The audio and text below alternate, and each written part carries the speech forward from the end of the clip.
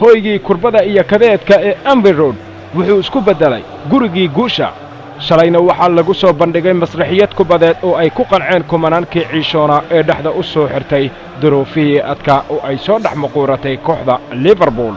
furaha farxadda ee jamaahiirta Reedsna waxaa lahaa Shaddan Shaqiri oo loob xanaagsan soo dhex dhigay liinaayada kooxda Southampton ilaa ugu dambayntii goolkiisa uu ku dhammaystiray Wesley Hood. التسديد تصطاد في المدافع اعبارات في الجول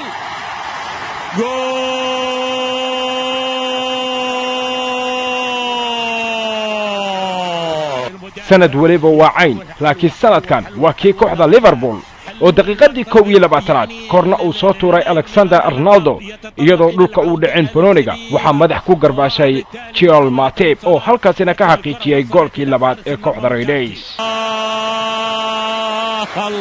الله ماتيب علقها هناك علقها في المقص الايمن. dhinac kastana ciyaartii ka soconaysay Abbey Road waxaaba lala dhacsanaaba isfahamkii weynaa ee ka dhaxeeyay saddexda libaax ee kala ah Sadio Mane, Roberto Firmino iyo Mo Salah. Mo isagu ayaana soo xiray goolkii kooxda Southampton.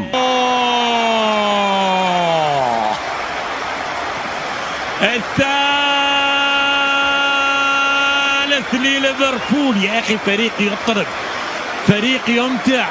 qaybtii koobaad ee ciyaartana cid kasta oo taageertaba kooxda Liverpool waxay casho doonatay iyadoo isku halaynaysa in gool ay ka gaadhay kooxda Southamptonna naf kasta ay iska raadisay xitaa waa ay awoodi waysaba in ay la timaado goolkii calanka.